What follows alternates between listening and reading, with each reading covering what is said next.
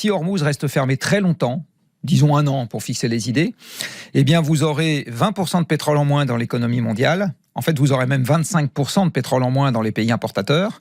Et à ce moment, vous aurez peu ou prou 25% d'économie en moins, parce que vous aurez moins de matières premières et moins de machines pour faire tourner l'économie. Et on va le voir dans la taille du PIB, beaucoup plus que dans le prix à la pompe.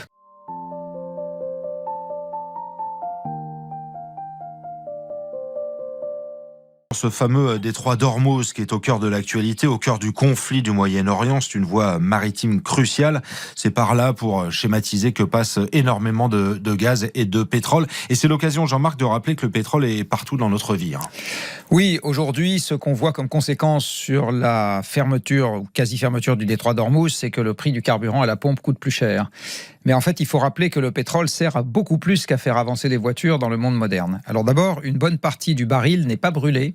En sortie de raffinerie, il y a à peu près 1/3 des produits raffinés qui vont servir de matière première pour faire autre chose que d'alimenter un moteur.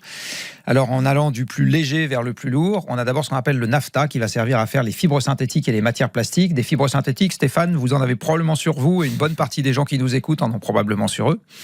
Et les plastiques, c'est pas juste les sacs dans les supermarchés, c'est aussi tous les emballages alimentaires, c'est une bonne partie des matériaux pour la construction, cadres de fenêtres, les goulottes pour les câbles électriques, qu'est-ce que je sais. Et c'est des tas de pièces qu'on va trouver dans l'industrie qui vont rentrer comme composants dans les objets que nous fabriquons. Tous les objets de l'électroménager que vous avez chez vous comportent des pièces en plastique. Vous avez également dans le baril de pétrole des lubrifiants, des goudrons, tout un tas de choses. Le dîner aux chandelles des amoureux, c'est encore du pétrole. Donc le pétrole, déjà, une bonne partie du baril, c'est partout aujourd'hui dans le monde moderne. Ça sert à fabriquer à peu près tous les objets qui nous entourent. Voilà, alors ça c'est la situation. Si on se projette un peu, et vous aimez le faire, Jean-Marc, si on imagine que ce détroit d'Ormuz reste bloqué plusieurs mois, est-ce que ça veut dire qu'on va manquer de beaucoup de choses ? Alors c'est un risque. Alors on va manquer de matières premières et puis on va également manquer de carburant pour des engins qui ne sont pas les voitures. Et ces engins sont également indispensables ou en tout cas façonnent le monde moderne. D'abord il y a les camions auxquels on pense pas assez. Même s'il y a une époque les routiers étaient sympas comme chacun sait. Peut-être qu'ils le sont encore aujourd'hui du reste. Et ces camions sont aujourd'hui indispensables pour livrer les villes. Sans camion, vous n'avez plus de nourriture, ni plus aucun objet du reste disponible dans les villes. Et tous les objets que vous avez chez vous sont passés par la caisse d'un camion.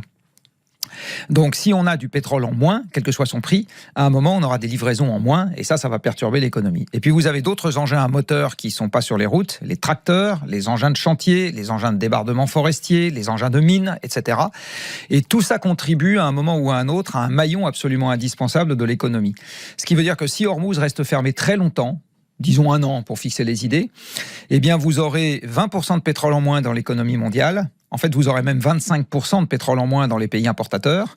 Et à ce moment, vous aurez peu ou prou 25% d'économie en moins, parce que vous aurez moins de matières premières et moins de machines pour faire tourner l'économie. Et on va le voir dans la taille du PIB, beaucoup plus que dans le prix à la pompe. Il ne vous aura pas échappé que le présent est en train de devenir un peu turbulent. Il y a un certain nombre de gens qui peuvent considérer qu'en ce moment tout se déroule comme prévu, mais il y a aussi un certain nombre de gens qui peuvent se dire qui aurait pu prédire. Si vous regardez les quelques événements qui viennent de s'écouler sur les dernières années, il y a eu le retour d'une guerre en Europe avec un choc énergétique qui incidemment a coûté 70 milliards d'euros aux finances publiques en France.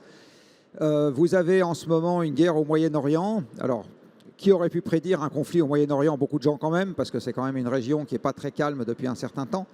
Par contre, je ne suis pas sûr que tous les responsables économiques de ce pays avaient en tête que passait par le détroit d'Ormuz un quart des exportations mondiales de pétrole et de gaz et que ça pouvait éventuellement avoir quelques répercussions chez nous si jamais il y avait un peu de rififi dans cet endroit-là.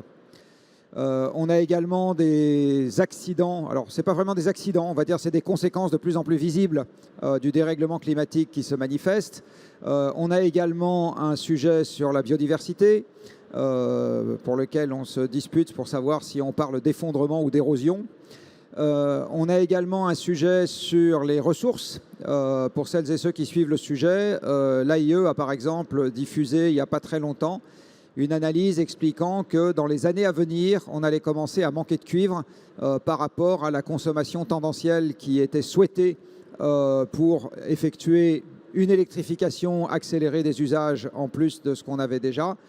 Et comme il faut de l'ordre d'une vingtaine d'années pour ouvrir une mine, à partir du moment où on a décidé de le faire, il y a une période pendant laquelle cette prévision a toutes les chances d'être raisonnablement robuste.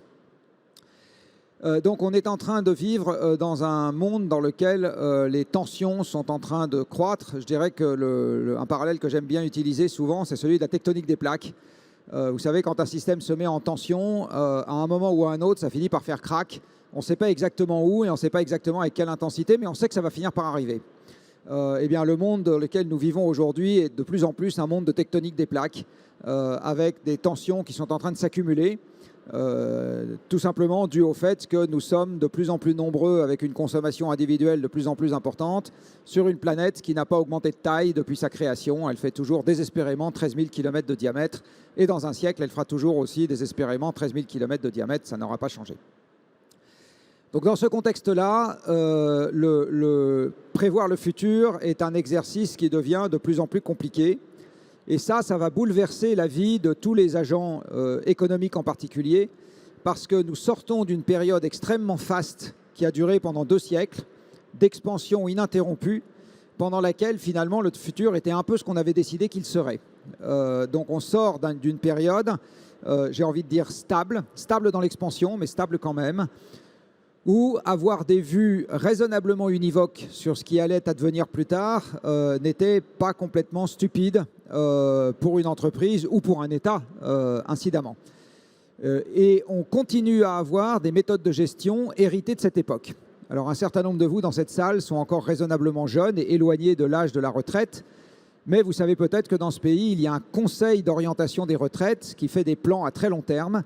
Et ces plans à très long terme qui vont jusqu'en 2070, quand vous les regardez, ils sont une représentation remarquablement continue du présent. Jusqu'en 2070, le monde va être lisse, on va avoir 2% de croissance économique par an. Enfin, c'est merveilleux, quoi. Je veux dire, c'est le monde des bisounours. Tout est lisse comme la mer un jour de beau temps. Voilà, on voit loin, tout va bien.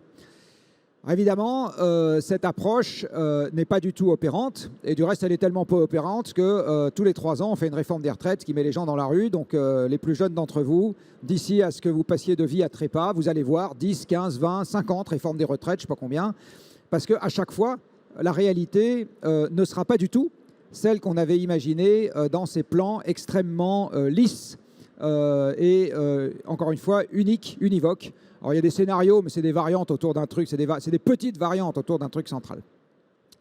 Je vais prendre un autre exemple. Dans le monde financier, vous avez aujourd'hui ce qu'on appelle des stress tests. Alors, vous savez, les stress tests, c'est je regarde le bilan d'une banque et je regarde combien il est à risque s'il y a une perturbation dans l'économie. Et en fait, les stress tests qu'on fait, c'est le monde continue comme aujourd'hui avec juste une petite perturbation qui ne va pas durer longtemps et qui ensuite se résorbe. Voilà, c'est ça un stress test actuellement tel qu'on le performe. Sauf qu'un vrai stress test, c'est le détroit d'Ormuz qui reste fermé pendant 3 ans. Ça, c'est un vrai stress test. Si le détroit d'Ormuz reste fermé pendant 3 ans, vous avez 20% de pétrole en moins dans l'économie mondiale et en gros, vous aurez 20% d'économie mondiale en moins. Pas très loin de ça. Hein. Ça, c'est un vrai stress test. Mais on ne le fait pas. Donc, le déterminant de ce projet IF Initiative qu'on a fait à Carbone 4, c'est d'imaginer comment pourrait se présenter l'avenir dans un monde dans lequel on tient vraiment compte des contraintes de ressources et d'environnement. Donc c'est revisiter, pour ceux à qui ça dit quelque chose, le travail de Meadows de 1972, qui a été vulgarisé dans un petit livre qui s'appelle The Limits to Growth. Et par contre, c'est appliqué à des agents microéconomiques, donc c'est appliqué à des entreprises essentiellement. Donc c'est quoi l'idée? C'est que maintenant, il va falloir passer de la performance à la robustesse. Je le dis comme ça. La performance, c'est j'optimise un système pour qu'il soit extrêmement performant dans un créneau étroit de conditions favorables. Je vais vous prendre un exemple sociétal. L'électricité, c'est super performant, tant qu'il y a de l'électricité. Si vous imaginez qu'en France, on n'ait plus d'électricité pendant 1 mois, on est beaucoup plus mal qu'avant que l'électricité apparaisse.